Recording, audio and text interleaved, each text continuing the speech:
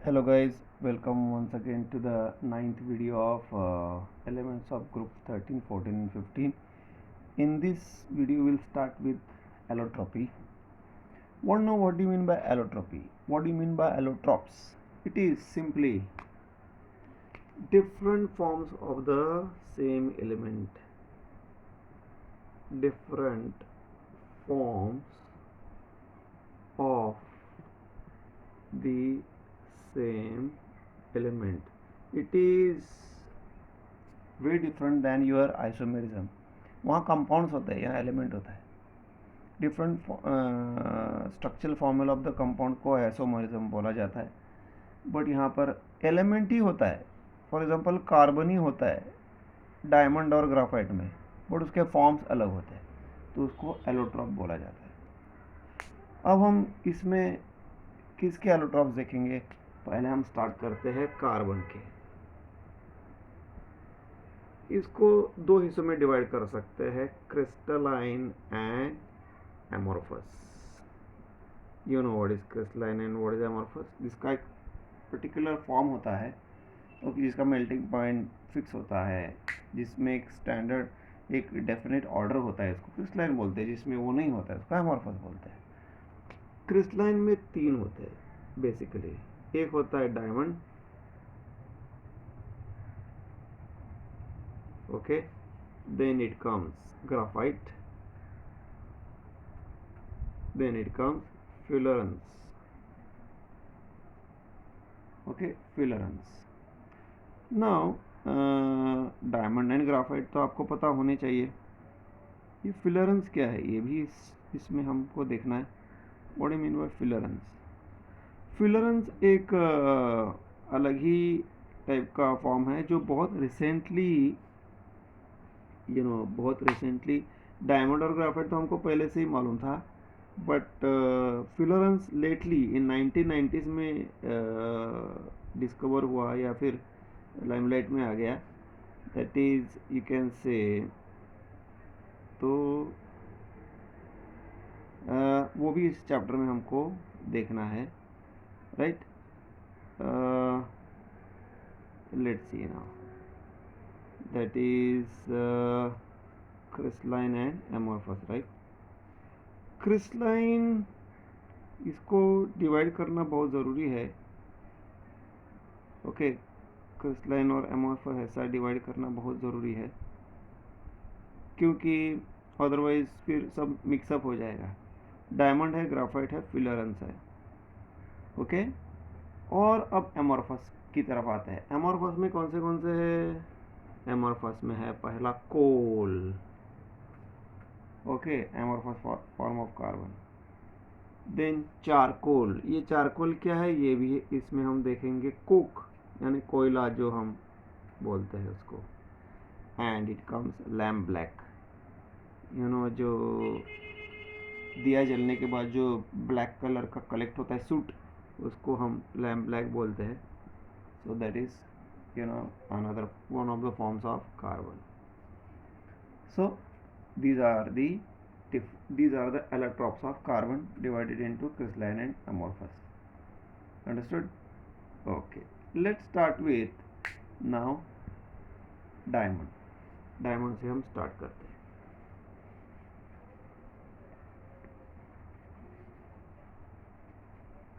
Let's start with diamond.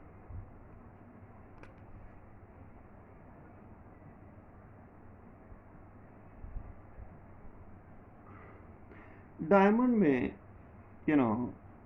एक कोई भी कार्बन को अगर हम कंसिडर करेंगे तो it is attach to 4 other carbon atoms, क्योंकि कार्बन का वैलेंसी 4 है. बट इसको सिस्टमेटिकली कैसे ड्रॉ करेंगे? It's like this. That is, अगर हम सेंटर से स्टार्ट करेंगे तो ये है carbon, it is attach to another carbon. Actually ये अटैच टू, ये भी 4 कार्बन से अटैच होता है, तो इसे हम इस तरह से दिखाएंगे. Okay, then like this. फिर ये वापस अटैच होता है 4 और कार्बन से. हम हर एक को 4 नहीं दिखा सकते, आपको समझना पड़ेगा कि वो 4 से ही अटैच होता है, राइट. तो लाइक दिस, फिर इस तरह से, ओके, देन ओके, ये एक्सटेंड होते रहता है, इट गोज ऑन एक्सटेंडिंग, ये एक्सटेंड होते जाएगा, right, it goes on extending like this. आप इसे कितना भी बढ़ा सकते हैं। So this is what the structure of carbon, structure of diamond, okay. So here carbon is showing sp3 hybridization because it is bonded to 4 other carbon atom. हमने sp3 hybridization chemical bonding में पढ़ा हुआ है. So that's how it is. It has got tetrahedral nature. Tetrahedral nature. It forms three-dimensional network. Three-dimensional network. I'm sorry. यहाँ पर carbon carbon जो bond distance है, it is somewhere around 154 picometre. 1 picometre is 10⁻⁻12 metre. तो you can also say 1.54 angstrom in it. Okay, so ये एक carbon 3-4 carbon से attach होकर बहुत एक जायंट टेट्राहेड्रल नेटवर्क बन जाता है. सो इसको नेटवर्क स्ट्रक्चर भी बोला जाता है. Okay, and because of this diamond becomes the hardest natural substance. इसकी वजह से डायमंड एक 3-dimensional नेटवर्क टेट्राहेड्रल नेचर बनने की वजह से वो hardest substance on the earth है, नेचुरल सब्सटेंस. हाँ, ऑफ कोर्स. ओके, इसका ये एबनॉर्मल इसलिए है, इसका बॉइलिंग मेल्टिंग पॉइंट बहुत ज़्यादा है. Melting point is almost like 3930, यानी 400 डिग्री सेल्सियस को मेल्ट होता है. बॉइल तो जाने दो. Okay, so and moreover it is bad conductor of electricity.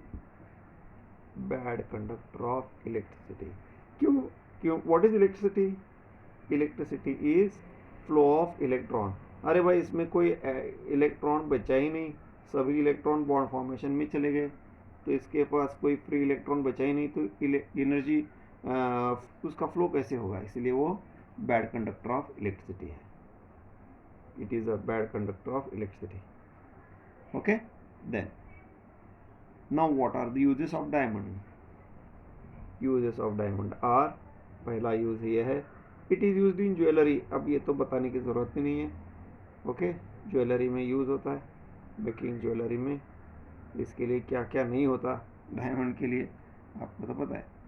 It is used because of its hardest nature, because of its very hard nature. It is used for cutting glass. Okay, and in drilling tools. मतलब इतना hard है कि वो किसी को भी drill कर सकता है. Drilling tools.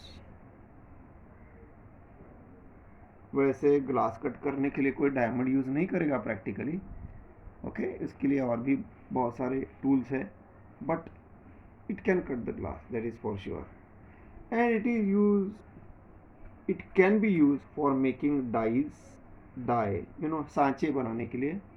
For drawing thin wires from metal. For drawing thin wires मतलब ऐसे, इससे मेटल ऐसा सांचा बनाया जा सकता है, ऐसा मोल्ड बनाया जा सकता है, ऐसा डाई बनाया जा सकता है, जिससे कि हम metal can be drawn into wires.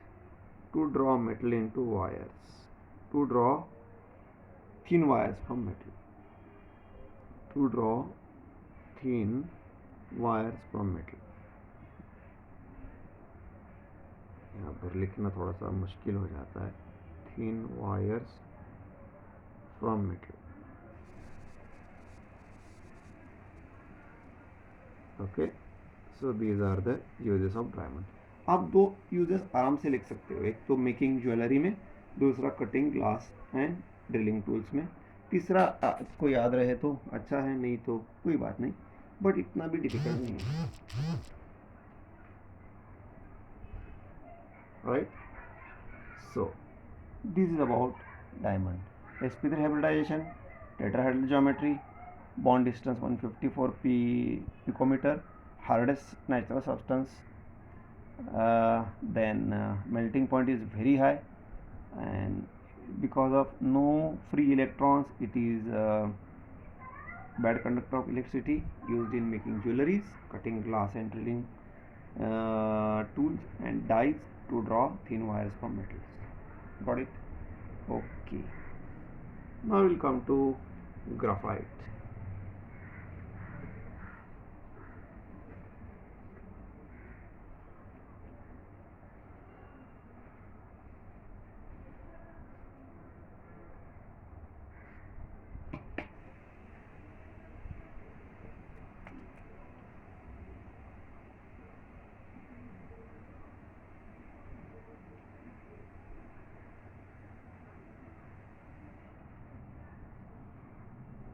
So now we are going to study graphite,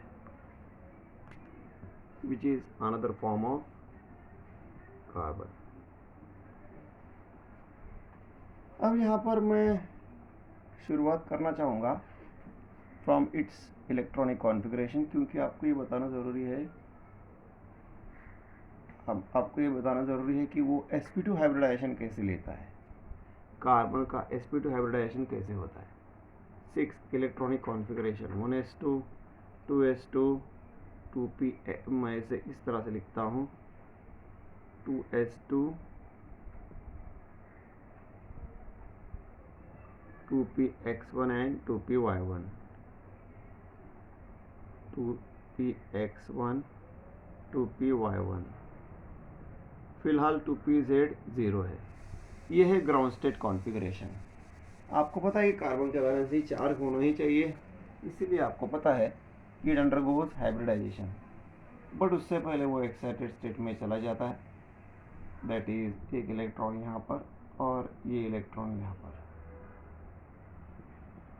now it will acquire configuration as 2s1 2px1 2py1 and 2pz1, right? But graphite में carbon is, carbon needs to be bonded to only 3 other atoms.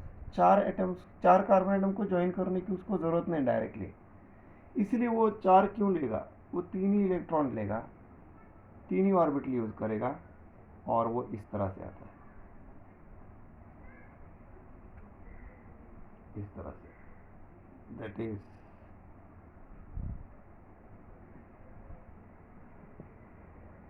तो इससे हम बोल सकते हैं 2sp2. ये 2 निकाल देंगे भी चलेगा. sp2 हाइब्रिडाइजेशन, एक s 2 p के साथ, और ये 2pz ऑर्बिटल रह जाता है, 2pz ऑर्बिटल रह जाता है एज एन एटॉमिक ऑर्बिटल. ये हाइब्रिड ऑर्बिटल हो जाते हैं और ये एटॉमिक ऑर्बिटल रह जाता है, वो हाइब्रिडाइजेशन में पार्टिसिपेट नहीं करता, it remains as atomic orbital only. ये समझ में आया? ये इंपॉर्टेंट है क्योंकि इसकी वजह से graphite is good conductor of electricity, एक इलेक्ट्रॉन फ्री रह जाता है, राइट? ओके. तो अब देखिए, ये तो आपको मैंने एक्सप्लेन कर दिया. अब डायमंड ग्राफाइट का स्ट्रक्चर हम देखते हैं. मुझे इसको हटाना पड़ेगा. It is like this. यहाँ पर ग्राफाइट में carbon is attached to 3 other atoms like this.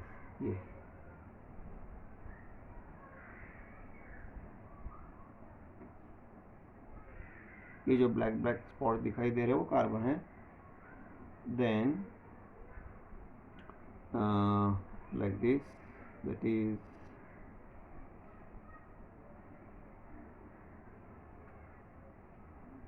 Hexagonal structure तैयार होता है कार्बन का. ओके.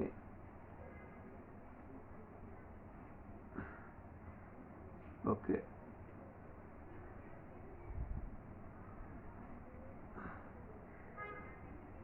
राइट. एंड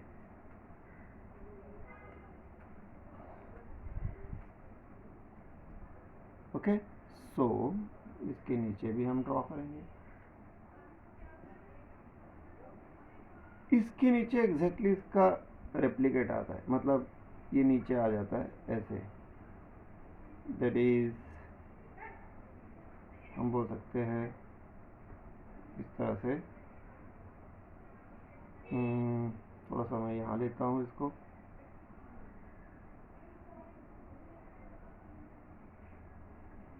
ओके, जैसे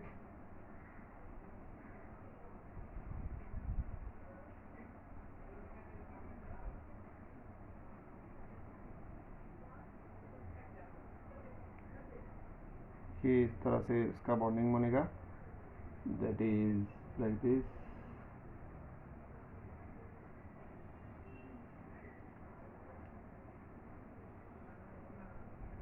ओके, इस तरह से इसका बॉन्डिंग बनेगा and it will go on.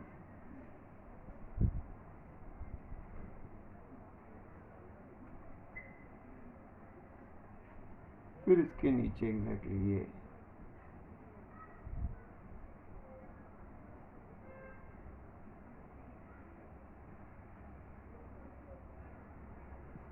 Draw करना वैसे बहुत ही टीडियस जॉब है, but you have to draw it. ये ऐसे बनेगा,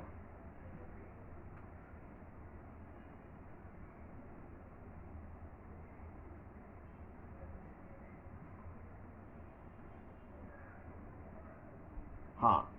तो एक कार्बन ने 1 2 3, ये 1 2 3, चौथा इलेक्ट्रॉन कहाँ गया? वो जो इलेक्ट्रॉन है अब इसके पास भी, ये देखिए, ये कार्बन के पास, इसके पास भी, ये इसके आगे भी है पीछे भी है। तो ये क्या होता है यहाँ पर, चलो किसी भी इलेक्ट्रॉन को आप ले लीजिए, किसी भी इलेक्ट्रॉन को ले लीजिए।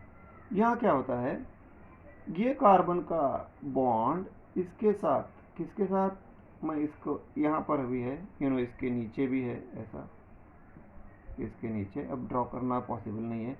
तो मैं क्या कह रहा हूँ कि ये कार्बन का बॉन्ड इसके साथ ऐसे बनाता है, यानी ये कार्बन का चौथा इलेक्ट्रॉन ये कार्बन के चौथे इलेक्ट्रॉन के साथ बॉन्ड बनाता है, और हर जगह ऐसा ही होता है, and it will form like this, ये लेयर लाइक स्ट्रक्चर हर जगह ऐसा।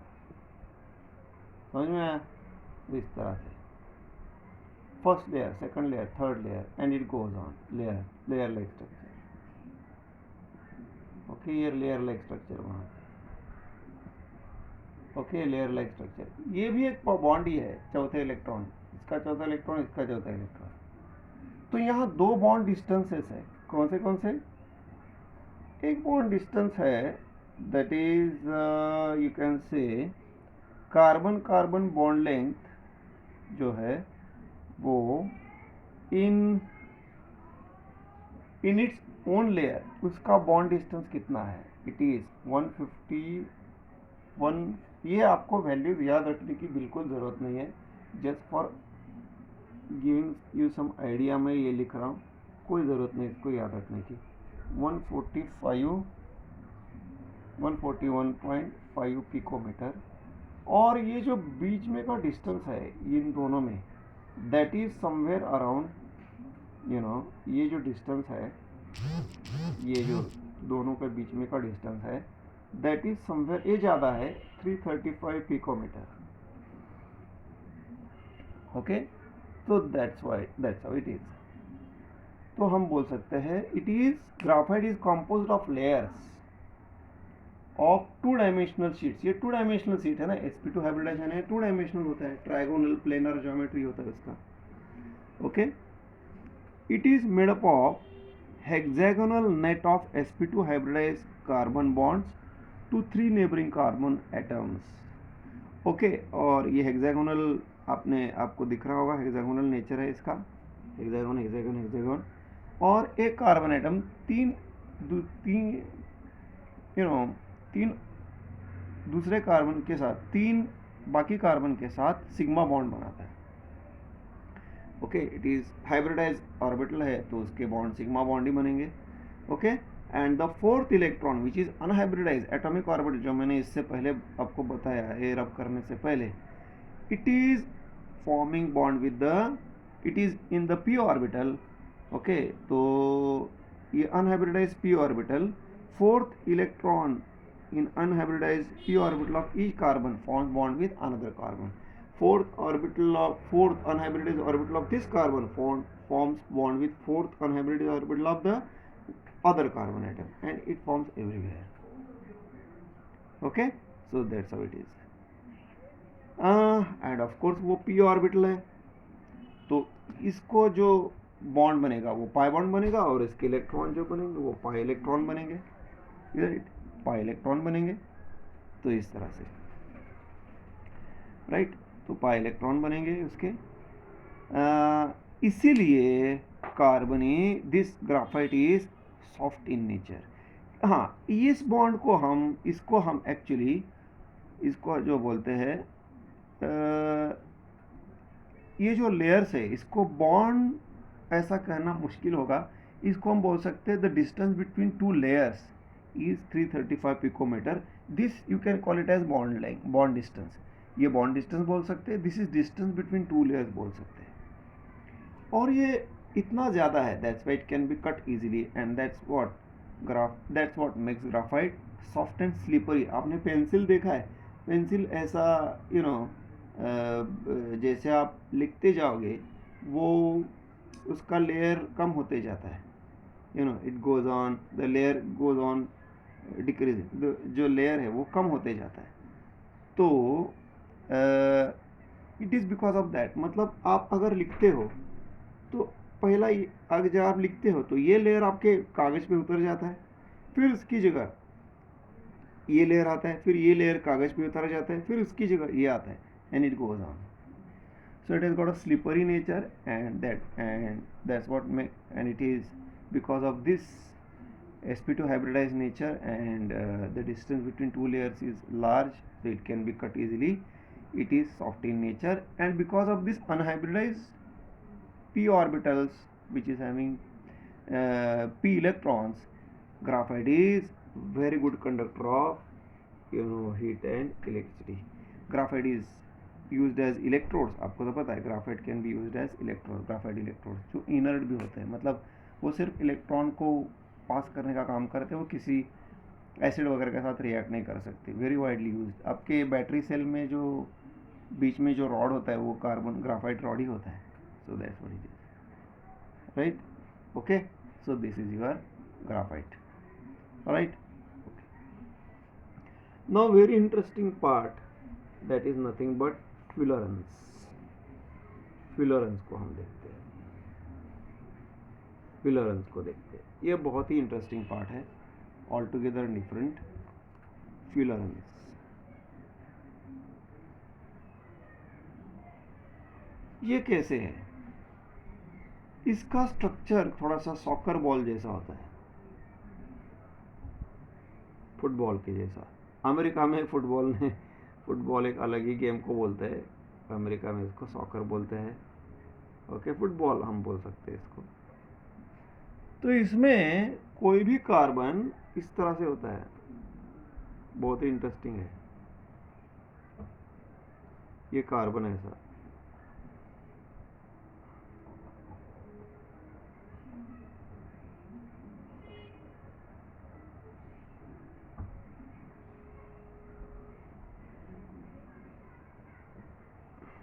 तो यहाँ पर पेंटागन भी बनाए जाते हैं और हेक्सागन भी बनाए जाते हैं। तो इस तरह से ये 1 2 3 4 5 ऐसा ये पूरा एक नेटवर्क तैयार हो जाता है, और इसको अगर हम देखेंगे तो सॉकर बॉल जैसा दिखाई देता है ऐसा, ओके। तो you can have it in the book. तो it is given on page number 128 and figure number 9.3। इसको नाम दिया जाता है बकमिंस्टर फ्यूलरेंस, बकमिंस्टर फ्यूलरेंस। अब ऐसा क्यों? ऐसा नेचर है इसका, 3 dimensional nature, soccer ball type of nature, okay. तो ऐसा ये इस तरह से ये फुल एक नेटवर्क बन जाता है, ओके। आप हर तरह से इसको एक्सटेंड कर सकते हो, सॉकर बॉल जैसा इसका नेचर है, ओके। अब यहाँ पर कार्बन कैसे बनता है?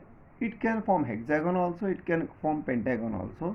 इंटरेस्टिंग थिंग इज, दो हेक्सागन एक दूसरे के साथ कनेक्ट हो सकते हैं, बट दो पेंटागन एक दूसरे के साथ कनेक्ट नहीं हो सकते. एक पेंटागन को हेक्सागन के साथ ही कनेक्ट करना पड़ेगा, यानी पेंटागन कम है, हेक्सागन ज़्यादा है. अब इंटरेस्टिंग चीज़ ये है, इसको बकमिंस्टर फिलरेंस क्यों कहा जाता है? ये भी बहुत ही इंटरेस्टिंग है. अमेरिका में एक आर्किटेक्ट हुआ करते थे, आर्किटेक्ट. वो फेमस थे डोम स्ट्रक्चर बनाने में. यू नो डोम, आपको पता है डोम जैसा स्ट्रक्चर. इसको अगर हम कट करेंगे दो हिस्सों में तो इसका डोम जैसा स्ट्रक्चर बनता है. तो he was famous in dome type of structure. तो जब ये इन्वेंट हुआ फिलरेंस 90s में, तो उनके जो साइंटिस्ट थे, साइंटिस्ट का जो ग्रुप था, उन्होंने सोचा कि अपना नाम तो हर कोई देता है, तो उन्होंने अपना ये पूरा इन्वेंशन ये भाई साहब को, बकमिंस्टर को, उन्होंने उसको डेडिकेट किया. अपने प्रोडक्ट का नाम रखा बकमिंस्टर फिलरेंस. ओके, बकमिंस्टर फिलरेंस ऐसा नाम रख दिया. इसीलिए अभी उसको फिलरेंस कार्बन भी बोला जाता है. ओके, तो it is dedicated to the architect who has nothing to do with actually chemistry. उसमें भी आता है but not directly connected to chemistry, right. So this is very interesting. इसमें कितने कार्बन हो सकते हैं? इसमें हो सकते हैं, स्टैंडर्ड जो होता है उसको C60 फिलरेंस बोला जाता है. मतलब इसमें एक पैकेज में 60 कार्बन होते हैं. कभी कभी इससे कम भी हो सकते हैं, यानी 32 भी हो सकते हैं, और बोल सकते हैं आप उसको 50 भी हो सकते हैं, 70 भी हो सकते हैं. It can be of any order. Okay, then इसमें अगर देखा जाए तो एक C60 पैकेज में 22 हेक्सागॉन्स है और 12 पेंटागॉन्स है, फ्यूज रिंग्स है. 22 हेक्सागॉन्स हैं, 12 pentagon fuse together. Okay, then now how it is prepared, very interesting. ये कैसे प्रिपेयर किया जाता है? ग्राफाइट रॉड्स लिए जाते हैं, ग्राफाइट रॉड्स लिए जाते हैं. एक है प्लस और एक है माइनस, बराबर है. तो जब वो साथ में आते हैं, देयर फॉर्म्स स्पार्क, स्पार्क तैयार होता है ना. And graphite rod start burning, graphite rod burn होते हैं, राइट. और बर्न होने के बाद उसमें आपस में बॉन्ड तैयार हो जाता है और वो उससे तैयार हो जाता है फ्लोरेंस. तो it is prepared from graphite, it is prepared from graphite actually, right. Okay, तो अब इसका नेचर कैसा है? ये है कोवैलेंट ऑफ कार्बन है, तो कोवैलेंट बॉन्ड्स बनाता है. And it is soluble in organic solvents also. Covalent है तो ऑर्गेनिक कंपाउंड्स में, ऑर्गेनिक सॉल्वेंट में सोल्यूबल है. इंटरेस्टिंग चीज़ ये है कि C60 ग्रुप 1 मेटल के साथ रिएक्ट भी होता है. C60 ग्रुप 1 मेटल के साथ रिएक्ट भी होता है और उसका कंपाउंड बनता है K3C60. अब ये कैसे आया? K3 क्यों, के मतलब पोटेशियम, ये कैसे आया भाई? देखते हैं. पोटेशियम के ऊपर चार्ज क्या है? प्लस है. C60 के ऊपर चार्ज क्या होना चाहिए? माइनस होना चाहिए. बट कितना माइनस? 3 माइनस. तो इससे बन गया ये K3C60. आप बोलेंगे 3 माइनस क्यों है? माइनस तो समझ में आ गया, क्योंकि पोटेशियम पॉजिटिव है तो कार्बन को नेगेटिव होना ही है. -3 कहाँ से आया? अरे भाई बहुत ही सिंपल है. ये ग्राफाइट से बनता है ना, तो ग्राफाइट में कार्बन के कितने बॉन्ड होते हैं? 3 बॉन्ड होते हैं ऑब्वियसली, इसलिए तो 3 माइनस आया. It's a product of graphite, तो ग्राफाइट में 3 बॉन्ड बनता है, sp2 हाइब्रिडाइजेशन, इसलिए 3 आया, right. So this is the one. Now very interesting is K360 becomes superconductor at 18K. Now what do you mean by this superconducting thing? ये भी मुझे बताना ज़रूरी समझता हूँ. आपको पता है कि कोई भी कंपाउंड या मेटेरियल, कोई भी सब्सटेंस जो है वो why it is it will conduct, it will और इट मे और may not conduct electric current, अगर वो इलेक्ट्रिकल कंडक्टिविटी दिखा रहा है, देन इलेक्ट्रिकल कंडक्टिविटी में एक टर्म आता है जिसको बोला जाता है resistance. Resistance, you know, V is equal to IR, standard formula, voltage, current in ampere and resistance. Okay, and resistance is inversely proportional to temperature. temperature जितना ज़्यादा होगा resistance, I'm sorry, temperature जितना ज़्यादा है उतना resistance भी ज़्यादा है, electrical conductivity कम है. It is actually like that. Okay, so and it is inversely proportional to length. length जितना ज़्यादा है electrical conductivity is inversely proportional to temperature and you know, it is inversely proportional to temperature and length. length को हम side में रखते हैं, temperature की बात करेंगे तो length of the wire of course, then resistance की बात करेंगे तो टेम्परेचर जितना कम उतना रेजिस्टेंस ज़्यादा। तो इसका मतलब ये होगा अगर हम टेम्परेचर कम करते जाएंगे तो रेजिस्टेंस क्या होगा, कम हो जाएगा। ये जो कंपाउंड है इसमें पोटेशियम है तो वो आयनिक प्रॉपर्टी दिखाता है, तो इलेक्ट्रिकल कंडक्टिविटी प्रॉपर्टी भी दिखाता है। अगर टेम्परेचर कम करते जाएंगे तो एक स्टेज ऐसा आएगा 18 केल्विन, यानी लगभग 273 माइनस 18 यानी कितना हो गया भाई, 55 माइनस 255 डिग्री सेल्सियस को it will show zero resistance zero हो जाता है। That property is called as super conductivity. That substance is called super conductor which will show zero resistance, यानी इन्फिनिट करंट कंटिन्यूसली मूव हो जाता है। Super conductor के ऊपर बहुत काम हो रहा है, अभी भी चल रहा है। ओके, हम अपने BARC में काम चलते रहता है। ओके, लकीली मुझे एक सुपर कंडक्टर के ऊपर काम करने वाले व्यक्ति से मेरी मुलाकात हो गई थी कई अर्सा पहले, but the work is going on, it goes on in research laboratory. So this is about the fullerenes, which is the crystalline allotrope of carbon. Got it? अगर ये आपको ठीक से समझ में नहीं आया तो वीडियो को फिर से देख लीजिए, it is very easy. So we have seen 3 allotropes of carbon, that is crystalline, allotropes of carbon, diamond, graphite and fullerenes. In the next video we will see the other forms of carbon, that is carbon nanotubes and other